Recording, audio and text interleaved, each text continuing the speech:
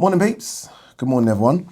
All right, let's see what there is to talk about from the world of boxing today. Before we do that, don't forget, if you're new to the channel, hit that subscribe button. Don't forget as well to like and share the vids. Thank you to all of you that are still doing that. Thank you very, very much. You know what, yeah? I am not a morning person at all. Like, if I have to get up, then I'll get up. But I'm not one of those people that just get up for the sake of getting up. But today, I got up, like, it's 10:30 now. I got up at 7 o'clock this morning. Like, for no reason, I just woke up. And I thought, you know what? Let's go to the gym. So I've been to the gym. I've come back from the gym. I had to quickly go to B&Q. Then I had a quick bit of paperwork to do. And then I had breakfast, and now I'm filming. I feel like I might change to be a morning person. I feel like I've got so much done already. And the time is only 10:30.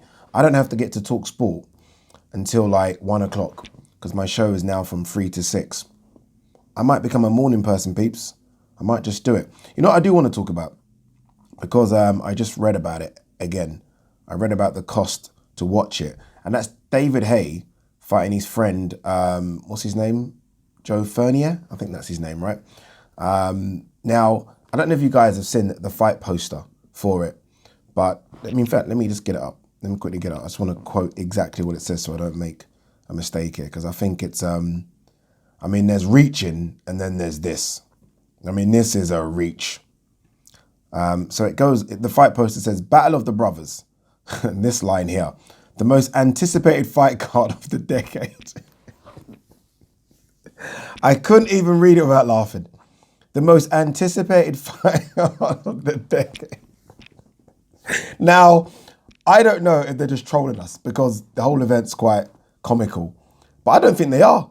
I think whoever wrote that was like, we're going to write it because everyone's tuning in for this. We've got to write it. It's the most anticipated fight card of the decade. And David Haye is standing next to the poster, proud. Look, if you're David Haye, get your money. If they're that silly, and I think they are, to pay him good money, because he spoke about, I saw an interview he did with IFL TV where he says he asked for the same kind of money that he got to fight Tony Bellew. I'm guessing that's around 4 or 5 million. Surely Triller can't be paying 4 or 5 million to David Haye. Well, they might be, because the pay-per-view cost to watch this in the UK, it'll be shown on Fight TV, is £24.49. £24.49. 25 quid to watch David Haye versus, what is this guy's name? Joe Fournier, isn't it? Is it Fournier? Like, they're friends. They're friends. They're friends.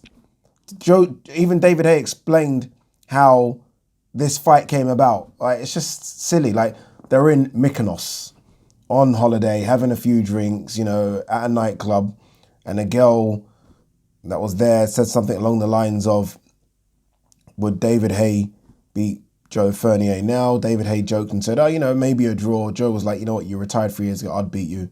And here we are. There's more to that story, but I'm not going to waste your time. So yeah, the most anticipated fight card of the decade. You gotta love David. In fact, that's not even David's fault. You gotta love David. Who doesn't love a pound note? But yeah, I think David's gonna have more as well. I don't think he's just gonna have this one. Like, say, and I don't mean more against professional fucking live boxers. I mean him versus Tony Bellew again. Like, I think Triller would pay for that. And I think they'll pay big bucks to that. So people like that, people that have maybe just recently retired as well, I think David Haye, if given the kind of money that he got for Tony Bellew, if given £1 million, David Haye is going to go in there and fight those people. He did not rule it out at all. And I wouldn't be shocked if he goes through a mini fight camp. It's not going to be the same type of fight camp, is it? He's not going to spar monsters. But if he goes through a mini fight camp and is okay and beats this guy by a knockout, which I don't think will happen because they're friends, he's not going to knock him out, is he? Then I think he'll have another one. Triller are crazy. Like, surely that fight card ain't selling. Oscar De La Hoya versus Vitor Belfort. Is that the same one that Anderson Silva's fighting Tito Ortiz as well? It's worse. It's worse than the YouTube stuff for me. It's worse. I just find it incredible. All right, what have we got to talk about today? What we got? Manny Pacquiao versus Ugas this weekend. Yordenis Ugas. The fight is live on Sky Sports. We are going to do a live watch along for it. I was watching a couple of Ugas's fights last night, actually, and he's good. But I think if there's anything left of Pac-Man, and look, Pac-Man hasn't fought for 2 years. 2 years. His last fight obviously was Keith But in saying that, Ugas has not been super active either. But if there's anything left of Pac-Man, Pac-Man's going to cause him so many problems with that left hand. I was watching, Ugas swing so wide with his right. It's not sharp. And look, who am I to fucking tell a great Olympian boxer how to throw a punch? But he doesn't go straight down the pipe with his right. He swings it.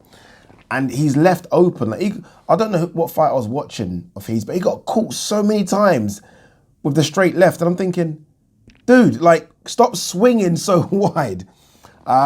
So, yeah, I can see Pac-Man just teeing off on him and teeing off him a lot. What I will say, though, is that Ugas has a very, very good engine and he loves that left to the body. And that might cause a few problems for Pac-Man. But I feel like Pac-Man's aggression and speed and sort of punches and bunches might cause Ugas some problems in this fight.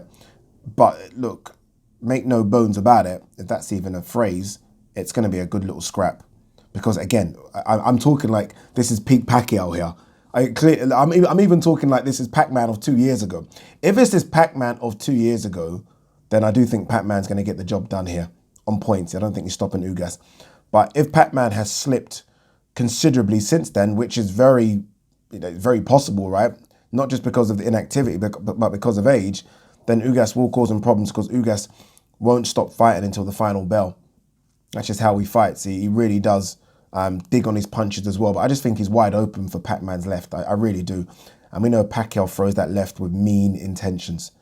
It's not what it used to be. It's not the left that put Ricky Hatton to sleep and caused so many problems for people like Cotto and in those fights coming up. But it's still with mean intentions. It can still hurt you. I mean, it put Furman down. Was it a left that put Furman down? I think it would have been a left. But yeah, it's going to be an interesting fight. I look forward to it.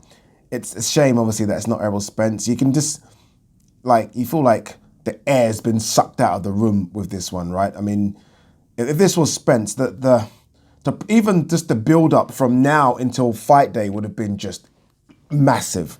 This has come quite flat. Like the press conference or the first time they saw each other was yesterday.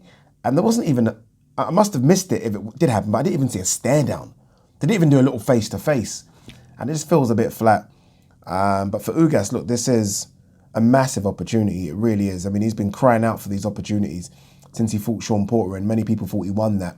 And he's not really had, like, you look at who he fought after Sean, I mean, he's gone backwards in terms of level of opponents when he's been screaming to fight one of the top 5, top 6 guys.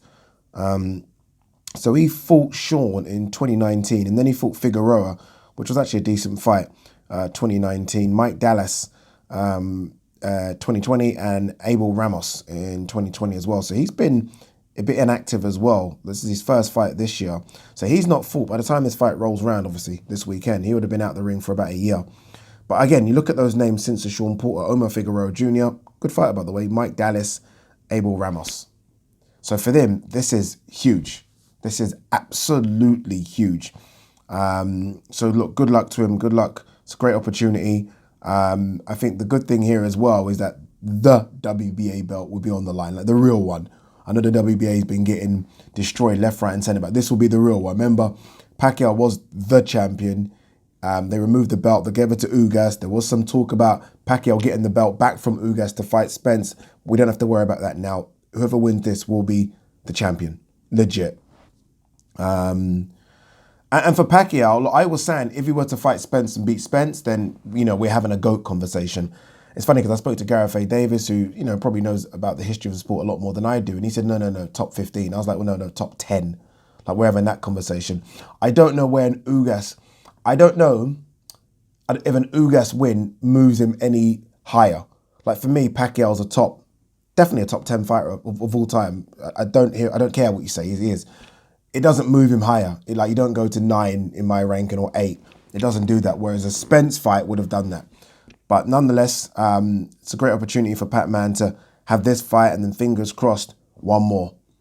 I'm now starting to lean to the one more being Crawford as opposed to Spence because of Spence's injury.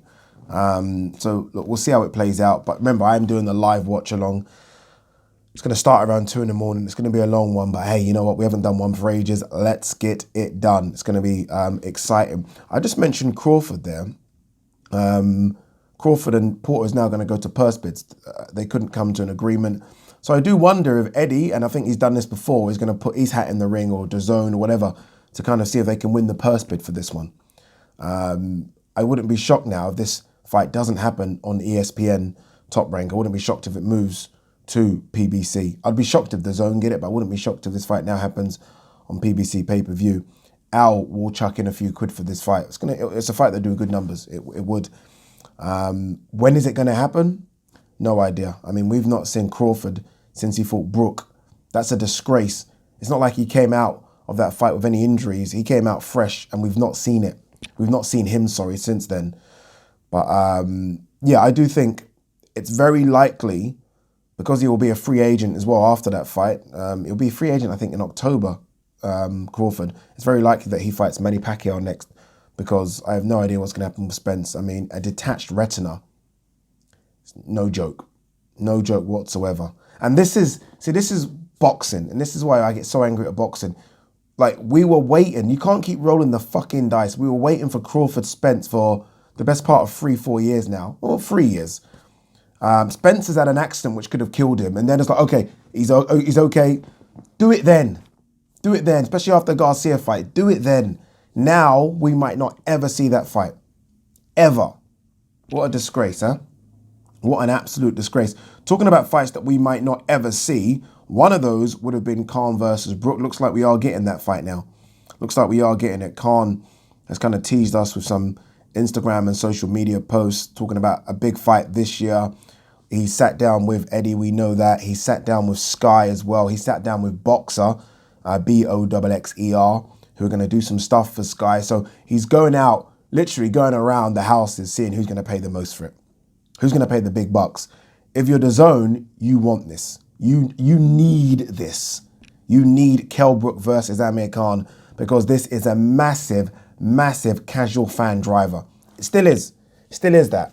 It really is. All the casual fans will tune in for this. This still does an arena just like that. In fact, I would argue and say it could still do a small stadium. Wembley, absolutely no chance, but a small one. A small 30,000, 40,000 seater stadium. But it's the best that this fight goes or in the O2 Arena or the MEN Arena. Is it still called that, or the Manchester Arena? But yeah, again, if you're DAZN, surely you've got to put a big bid in for this one. You've got to pay them the money, and hopefully you make your money back. But I do think DAZN would get a lot of sign-ups if they got Kell Brook versus Amir Khan. If you're Sky, then obviously you're going to chuck it on box office. Will people be willing to pay 20, 25 quid for Khan Brook? They would, but I don't think it will do crazy numbers. Just because, again, it's 25 quid where, look at me, it sounds like I'm fucking spitting for DAZN now because I work for them. But for DAZN, obviously a couple of quid, people will fucking press that button quicker than you can do anything, right? There'll be two quid for Khan Brook. So, yeah. Am I still interested in it? Yes. I am. Can't lie to you. I am, people. I'm not one of those people that, I don't care about it. I do. I will say this, though. Whereas for the last 10 years, I've said Brook would annihilate Khan. Now it's got closer. Where it was maybe like 80-20 or 70-30, now it's like 55-45. I still think Brook will win, but it's 55-45. The only way I see Brook not winning this is if the fight's at 147, which I think is unfair. I think the fight should be at 151 or 150. Brook coming down to 147, I mean, I don't know, man. I don't know. I think that's dangerous. He'll do it because the money's going to be good. It's the last big payday for both of them. But he'll be, you know the phrase, a Ferrari, no engine. That's what he will be. 2 seconds. Let's see what else is there to talk about. Bloody hell, by the way. Brandon Figueroa versus Stephen Fulton. Is it Fulton or Fulton? Jeez. WBC and WBO unification fight. That's what we need in the sport of boxing. Again, look, that might not drive the casuals, because most casuals might not know too much about those people, but for the hardcores, it feeds us. It feeds us until we get another big one. That's what it does, because in the last 3-4 months, we lost quite a few big ones, right? We lost Fury Wilder, which we know is going to happen in October, fingers crossed, because some people are saying that Fury's not even started a training camp yet. We lost AJ Fury, we lost Spence Pacquiao, so we've lost a few, but this is one that's like, okay, thank you. Thank you. Not long left. We talk about big fights. Not long left to AJ Usyk, man. That's September 25th. That's not long at all, you know. What's the date today? The 18th, the 19th? That's not long. So we got what? 5 weeks? 5 weeks to AJ Usyk from the sold-out Tottenham Stadium. Hopefully I'm there with DAZN. DAZN are doing the global rights for it, so fingers crossed I'm there. But I know I am at Headingley for Lara Warrington, or should I say, yeah, Lara Warrington. Obviously, Ben Granados now on the card. I think Katie Taylor's obviously on the card. Ebony Bridges has been added to it as well. Interesting. Lee Wood has signed a new deal with Eddie Hearn. Well done. You know, well done. Good luck to him. Start earning some money now, right? I mean, you know, his price has now gone up, and I'm happy, because this is, you know, this is kind of what we want from boxing, right? You get your opportunity, you take it, you stay in shape, you work hard. You know, good guys need to win sometime as well. So I'm very happy for Lee Wood on that. Callum Smith versus Lenin Castillo to be added to Joshua Usyk undercard on September 25th. I have no idea who that is. Let's have a quick look at his record. Lenin Castillo, who is 21-3-1. 2 seconds. This will be obviously Callum Smith's first fight with Buddy McGirt, first fight at light heavyweight as well. Lenin Castillo fought Dimitri Bivol. Okay, fought Dimitri Bivol in October 2019 and lost by unanimous decision. What was the scorecards? Let's have a look. Was it a shutout? Why is it not giving me the scorecards here? It's not even giving it to me. Oh, I've got to sign up. Let me quickly sign up. I need to see these scorecards. I'm very interested in this.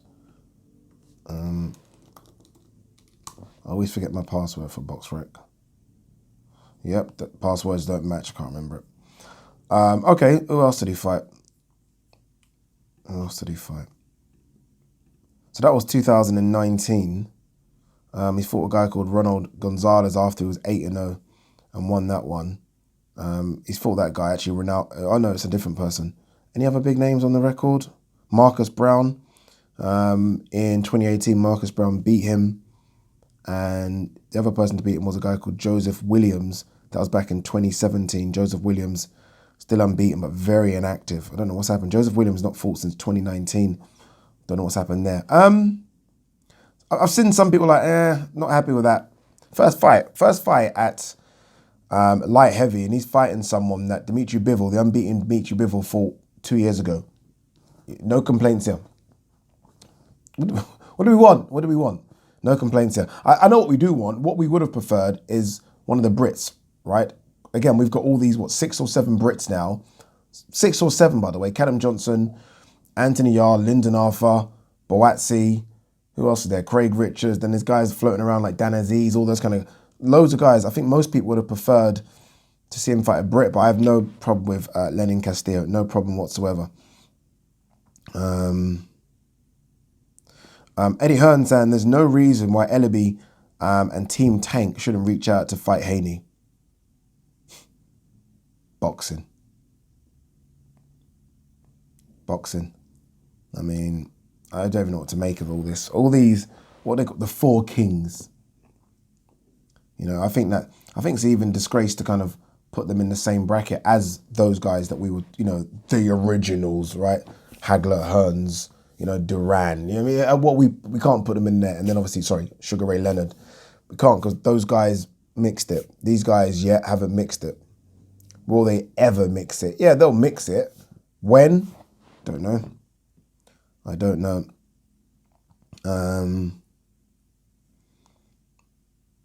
Mikey Garcia, Ugas is not an easy fight for Pacquiao. It's a good fight. Yeah, it is a good fight. There's no two ways about it. It's a very, very good fight. We'll see how it plays out.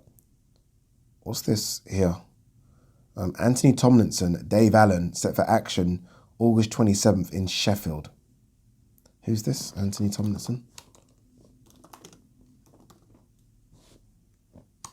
What's Dave Allen doing anyway, by the way? Like, how short was that retirement? Anthony Tomlinson is unbeaten. I will say this, though. Okay, so he's not fight. Okay, apologies. Dave Allen's not fighting Anthony Tomlinson. Anthony Tomlinson is on the card, and he's fighting a guy called Dante Jordan. I've never heard of this Anthony Tomlinson, by the way. He's unbeaten, 13-0, 7 knockouts, so he's maybe one to keep an eye on. Yeah, I haven't heard of him before. Welterweight. Okay, let's look. One to look out for, right? Because, I mean, the welterweight division, interesting in this country. Obviously, you've got Michael Mickinson, fought recently, Conor Benn, Eko Usman as well. There's some good fighters out here. Dave Allen's obviously on that card as well. Let's have a quick look at the card before we get going and go to work.